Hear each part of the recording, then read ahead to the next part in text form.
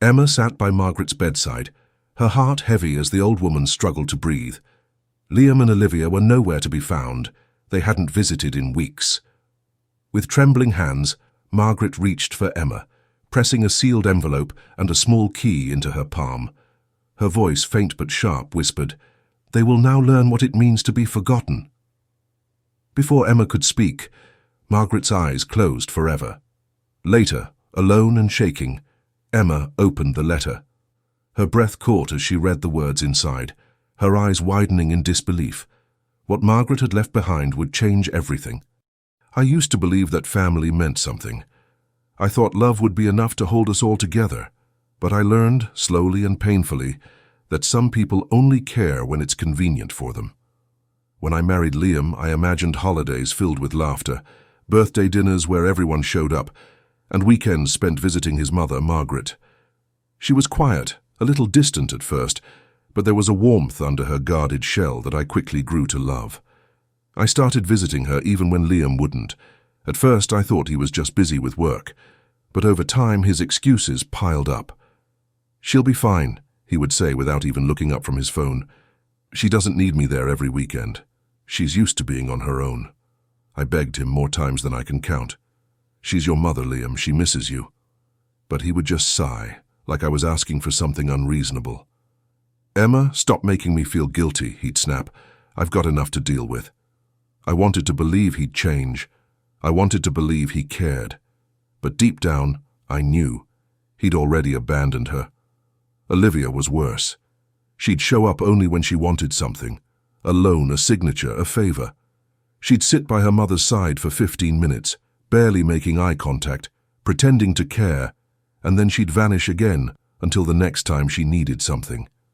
Margaret never complained, but I could see it, the way her eyes lingered on the door after Olivia left, the way her face would light up when I came by.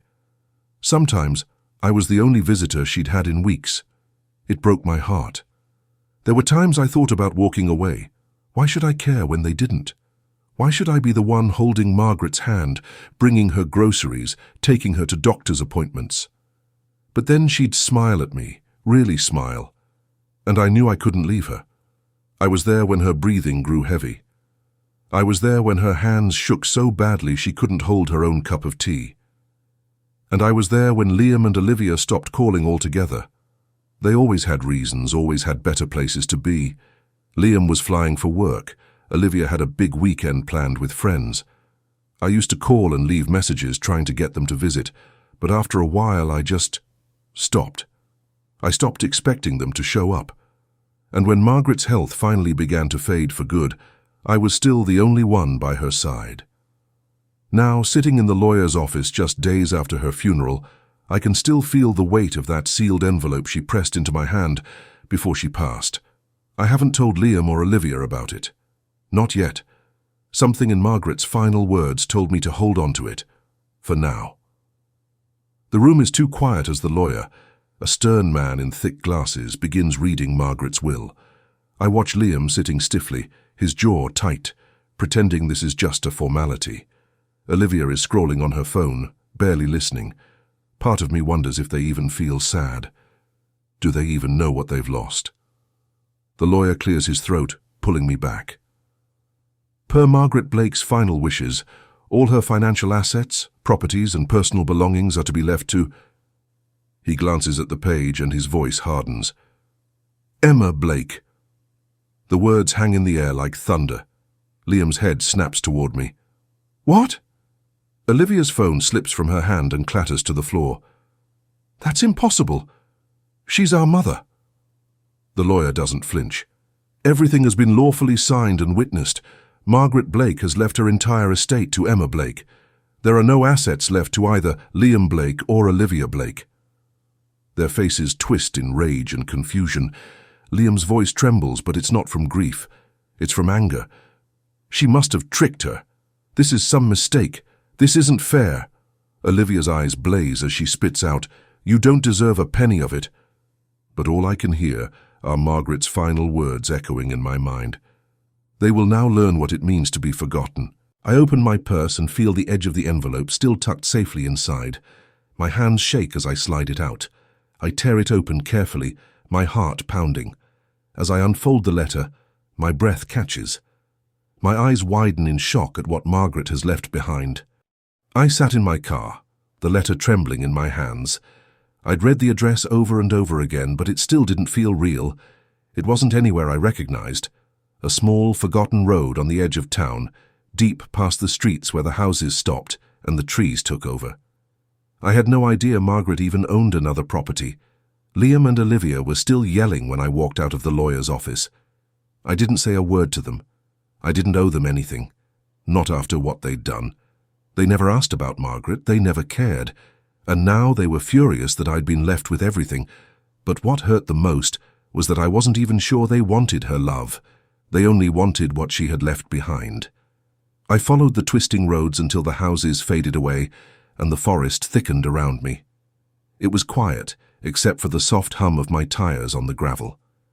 As I turned down the final path listed in the letter, I nearly missed it. A narrow, overgrown driveway half hidden by bushes and wildflowers.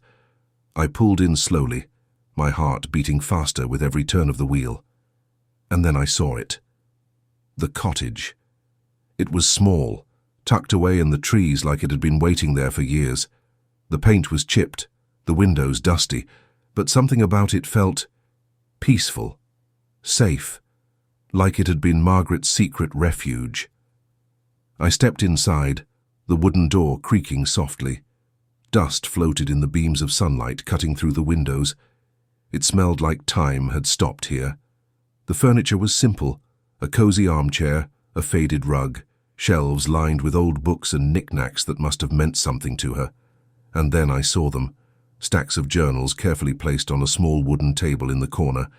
I picked one up and flipped it open. Her handwriting was neat, delicate, but the words hit me like a punch to the chest. They stopped visiting, first Liam, then Olivia. I begged them to remember me, but they had already moved on. Emma is the only one who sees me. I sat down, reading for hours, flipping through journal after journal. The pages were filled with heartbreak. Margaret had written about birthdays spent alone, holidays where she waited by the window for her children to arrive, but they never did. She wrote about Liam's excuses, Olivia's coldness, the slow, painful way they disappeared from her life. But she also wrote about me. Emma brings me tea and listens to my stories. She makes me feel alive. She is more my daughter than anyone born from me. I have chosen her. Tears slid down my cheeks as I read those words. I had always wondered if I mattered to her, if she truly felt close to me, or if I was just there out of obligation. But she had seen me. She had loved me in a way Liam and Olivia never allowed themselves to love her. In one of the last journals she wrote, "They forgot me, they abandoned me, but Emma will remember." I wiped my tears and glanced around the room, feeling the weight of her trust, her sorrow, her final gift. That's when I noticed it. A small metal safe, tucked beneath the floorboards under the rug. I pulled it out, my hands shaking as I grabbed the key she had given me on her deathbed. My pulse thundered in my ears as I slid the key into the lock. It fit perfectly. For a moment I just stared at it.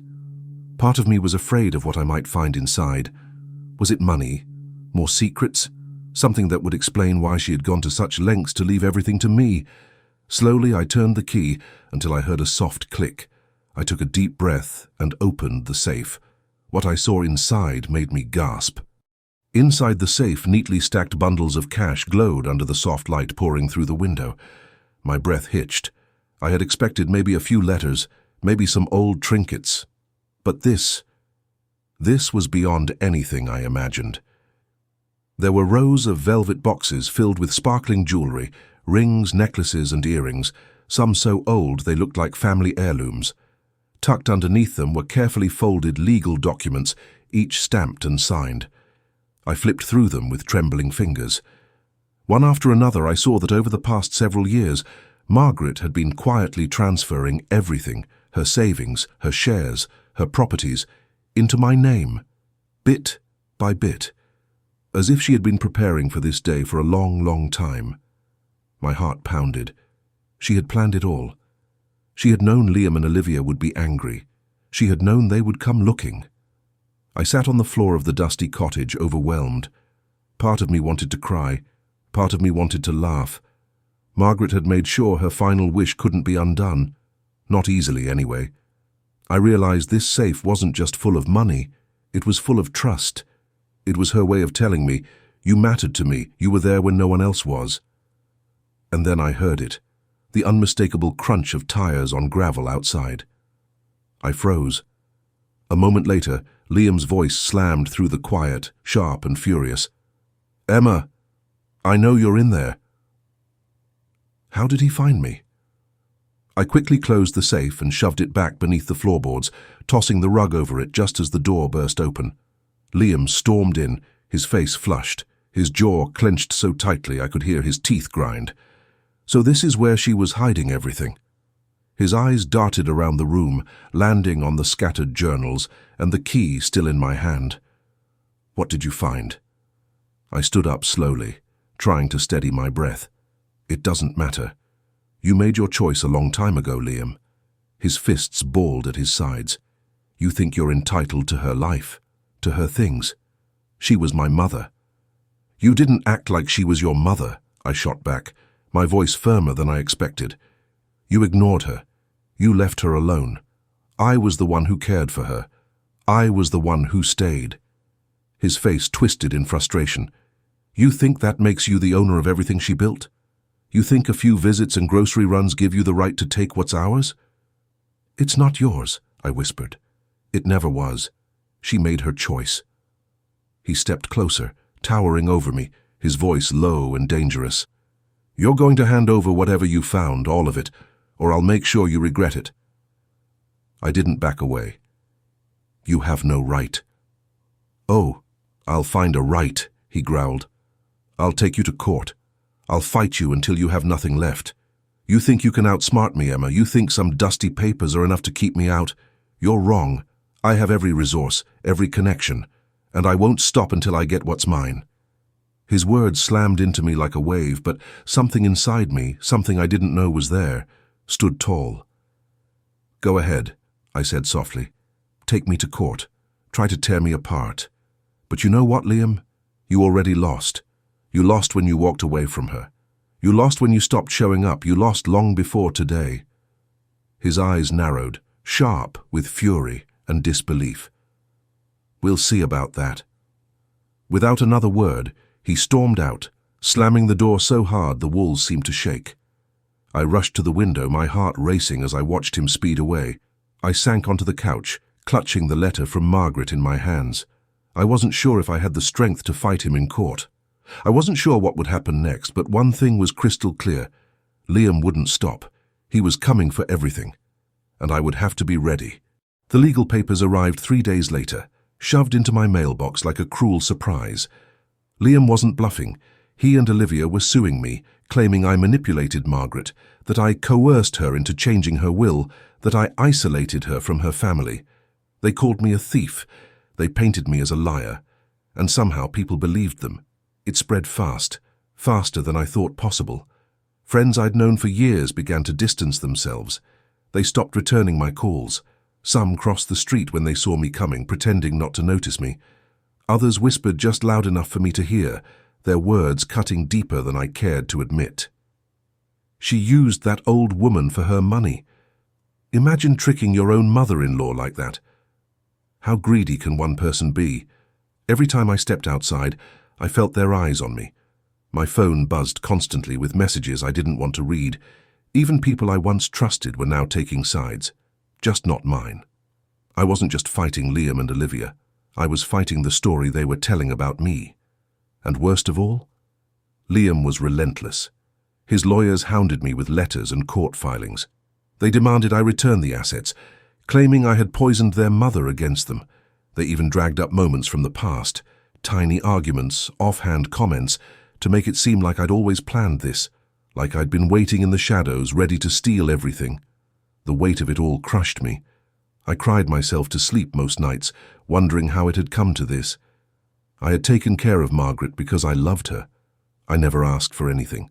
I never expected her to leave me her estate, and now somehow I was the villain in everyone's eyes. Even Liam's threats grew sharper. "You won't win this, Emma. The whole town is watching you. You're going to lose everything." And when you do, don't bother coming back. I felt trapped, abandoned, completely alone. One afternoon, desperate for comfort, I returned to Margaret's cottage. It was the only place that still felt like mine, like hers. I curled up in the worn armchair, surrounded by the journals she had left behind, searching for something, anything, to help me stand back up. That's when I saw it. One journal I hadn't opened before, hidden beneath the others, its leather cover stiff with age. On the front, in Margaret's careful handwriting, was a single word: truth. I turned the pages, my hands trembling as I read her final entries. They think they can come back for what they never cared about. They will try to make Emma the villain, but I have written it all here. The real story. The story they don't want anyone to know. My heart pounded faster as I flipped to the last page, where her handwriting grew more firm, almost defiant. If Liam and Olivia ever contest my will, they will expose themselves. They will reveal what they've been hiding. I read the next lines, and my breath caught in my throat.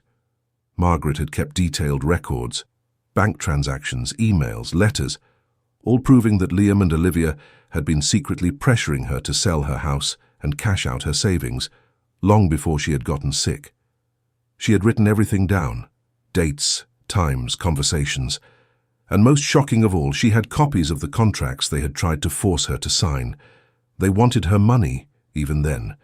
They had planned to send her to a care facility just to empty her accounts. Margaret hadn't just left me her estate, she had left me the evidence. I clutched the journal to my chest, my tears falling freely now, not from sadness but from relief. They didn't know I had this. This journal could destroy their entire case, but should I use it? Should I let the truth rip them apart? The choice wasn't as simple as it seemed. I sat in the quiet of Margaret's cottage, my hands still gripping the journal like it was the last lifeline I had. My heart raced as I reread her final entry, the one where she carefully recorded every lie, every attempt Liam and Olivia made to manipulate her. But tucked behind that last page was something even more shocking: a small envelope, sealed and labeled simply, "Play me." Inside was a tiny flash drive. With trembling fingers, I rushed to the old desk in the corner where Margaret's laptop still sat, its screen dusty but functional. I plugged in the drive and clicked on the single video file it contained. The screen flickered, and there she was, Margaret. She was sitting in this very cottage, her silver hair neatly pinned back, her voice steady but full of something I hadn't seen before: peace. "If you're watching this," she began, "it means Liam and Olivia are doing exactly what I knew they would. They think they can bully Emma. They think they can take what was never theirs." I felt my throat tighten as her eyes stared straight into the camera. "I want to be perfectly clear," she continued, her voice sharp now. "I chose Emma. I chose her because she was the only one who ever saw me. Not just the version of me who cooked holiday dinners or wrote birthday cards, but the woman I really was, lonely, forgotten, aching to be loved. Emma didn't want my money. She wanted me to have dignity, to have company. She was my family." Tears blurred my vision. "So to Liam and Olivia, if you're listening, don't pretend to be surprised. You abandoned me. You made your choice long ago. And now I've made mine. I leave everything to Emma, and I do so happily. Not out of spite, but because she was the only one who ever came back." The video ended with a soft, tired smile. She looked lighter, freer. I sat frozen for a long time, the weight of her words pressing against my chest. It was all here, proof in her own voice, her own words, her own heart. Liam and Olivia could spin their lies, but this they couldn't erase. For the first time in weeks, I felt a fire light inside me. I wasn't going to run. I wasn't going to hide. I was going to fight. The next morning, I handed the journal, the bank records, and the flash drive to my lawyer. His eyes widened as he scrolled through the evidence. This is ironclad, Emma," he whispered. "They won't stand a chance." "Good," I said, my voice firm, "because I'm done letting them walk over me." The court date came quickly. The room buzzed with tension as Liam and Olivia sat across from me, their lawyers flanking them like guards. Liam's glare burned into me, but I no longer shrank from it. I sat taller, stronger. When the judge called us to order, the battle began. Liam's side painted me as a manipulative outsider, spinning stories about how I isolated Margaret, how I took advantage of her in her old age. Their words were sharp, practiced, dripping with false concern. But when it was our turn, my lawyer calmly played the video. Silence filled the room as Margaret's voice echoed through the speakers. Every lie, every accusation melted under the weight of her truth. Liam's face paled. Olivia's eyes darted nervously. The judge's expression hardened. But just as I felt the tides turning, just as I thought the fight was over, Olivia stood up. "I have something else to share," she said, her voice trembling but loud enough to command attention. My stomach twisted. Olivia pulled out a folded paper, her eyes locked on mine. "It's about Emma," she said, her lips curling into a bitter smile. "About her past." I frowned. "What are you talking about?" She handed the paper to the judge, who read it carefully, his brow furrowing. My lawyer leaned over and whispered, "Emma, did you ever have financial trouble before you met Liam?" I felt my blood run cold. "Yes. Years ago. Debts I had worked hard to pay off. Things I'd tried to leave behind." Olivia's voice sliced through the silence. "Emma conveniently forgot to mention she once filed for bankruptcy, that she has a history of chasing financial stability through other people." She looked at the judge. Perhaps Margaret wasn't her first target.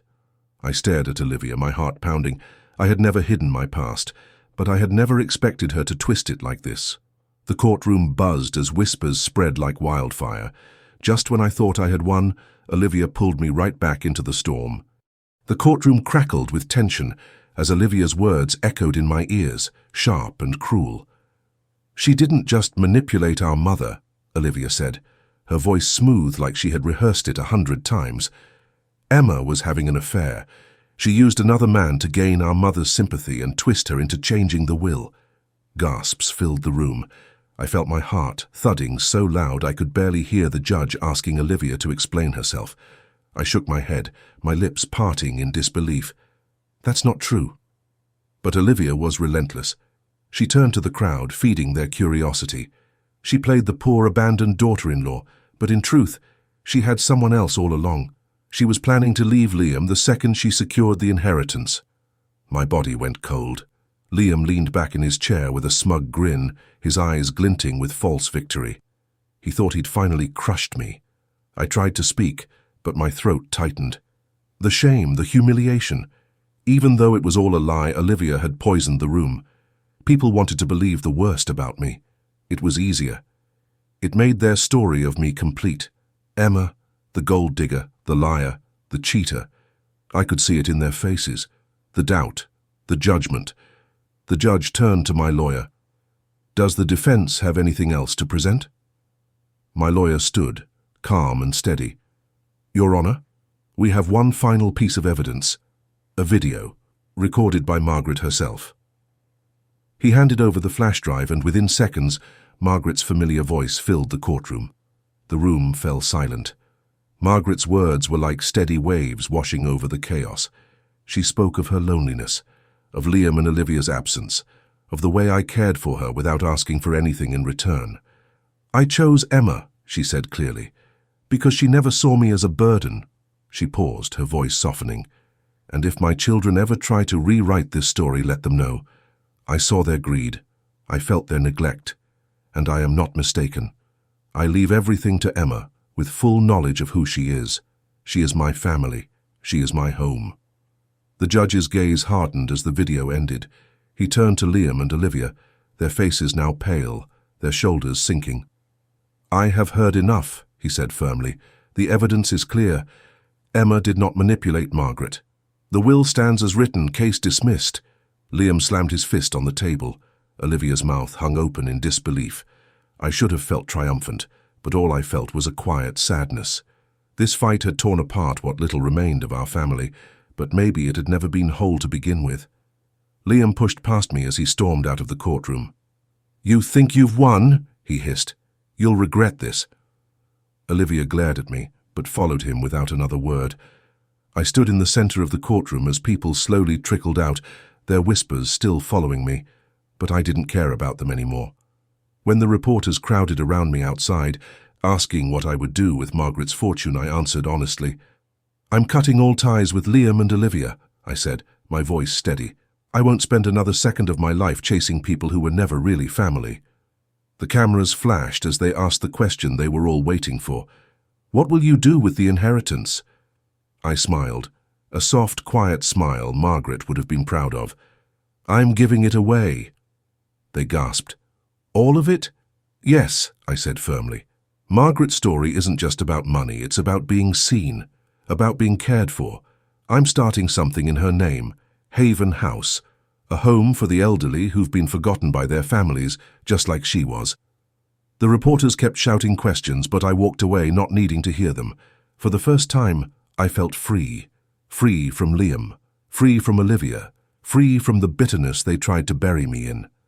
But as I reached my car, a quiet thought slipped into my mind. What if they weren't done? What if Liam and Olivia weren't going to let this go?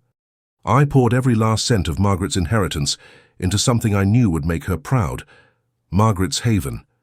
It wasn't just a building, it was a home.